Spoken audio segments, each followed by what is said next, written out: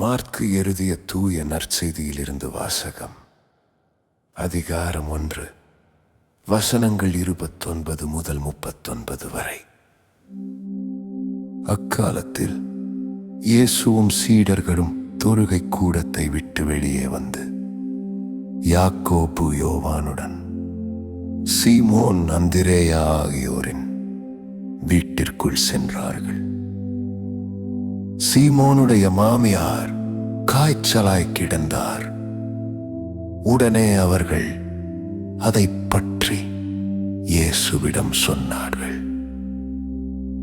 இயேசு அவர் அருகில் சென்று கையை பிடித்து அவரை தூக்கினார். காய்ச்சல் அவரை விட்டு நீங்கிற்று. அவர் அவர்களுக்கு பணிவிடை செய்தார்.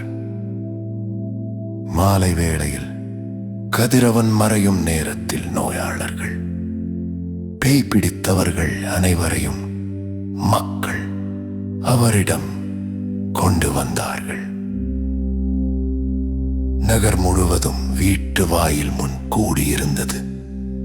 பல்வேறு பிணிகளால் வருந்திய பலரை அவர் குணப்படுத்தினார். பல பேய்களையும் ஓட்டினார். அந்த பேய்கள் அவரை அறிந்திருந்ததால் அவற்றை அவர் பேசவிடவில்லை. இயேசு விடியற்காலை கருக்கலில் எழுந்து தனிமையான ஓரிடத்திற்கு புறப்பட்டு சென்றார்.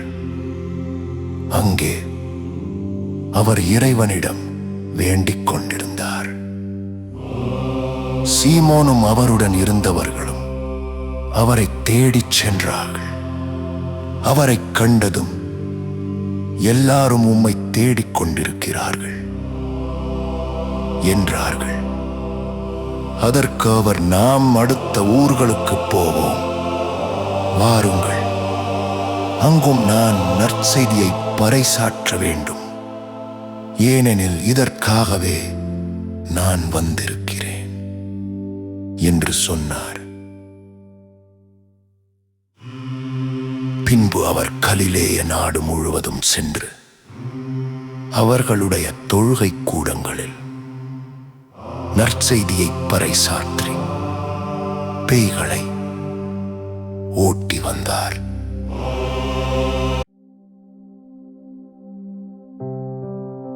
எங்கள் அன்பின் ஆண்டவராகிய இயேசுவே, இந்த இரவு நேரத்தில் உமது சந்நிதியில் நாங்கள் அமைதியாக நிற்கிறோம். இன்றைய நாளின் ஓசைகள் எல்லாம் இப்பொழுது மங்கட்டும். எங்கள் உள்ளங்கள் உமது அமைதியால் நிரம்பட்டும்.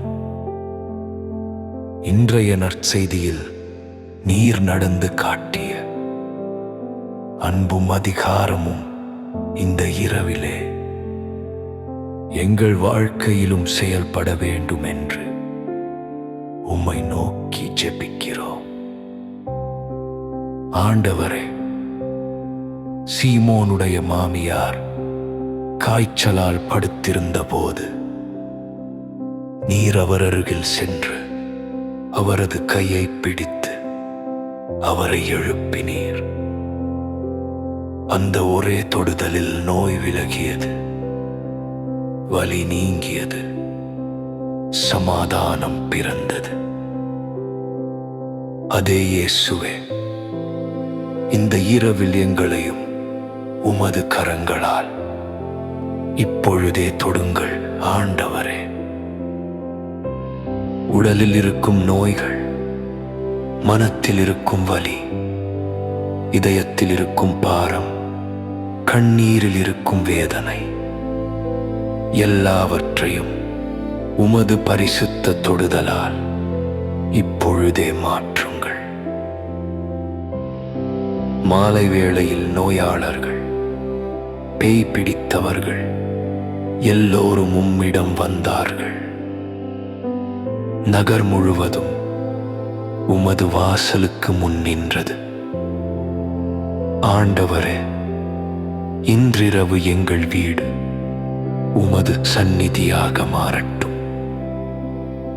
எங்கள் வாழ்க்கையில் இருக்கும் பயம், கலக்கம், குழப்பம், அழுத்தம், சோர்வு, மறைமுக வேதனைகள் உமது அதிகாரத்தின் நாமத்தில் இப்பொழுதே விலகிப் போகட்டும். இந்த இரவு சமாதானத்தின் இரவாக மாறட்டும். உமது தூதர்கள் எங்கள் வீட்டைச் சுற்றி காவலாய் நிற்றட்டும். விடியற்காலையில் நீர் தனிமையில் பிதாவிடம் ஜெபித்தது போல எங்கள் இரவையும் உமது கரங்களில் ஒப்படைக்கிறோம். எங்கள் கண்களை அமைதியாய் மூடுகிறோம். எங்கள் உள்ளத்தை உமது சமாதானத்தில் விடுகிறோம். இந்த இரவு எங்கள் ஆத்துமாவிற்கு மருந்தாக மாறட்டும். நாளைய நாள் புதிய வல்லமையுடன் தொடங்கட்டும். இயேசுவின் பரிசுத்த நாமத்தில் இந்த ஜெபத்தை உம்மிடம் ஒப்படைக்கிறோம். ஆமென்.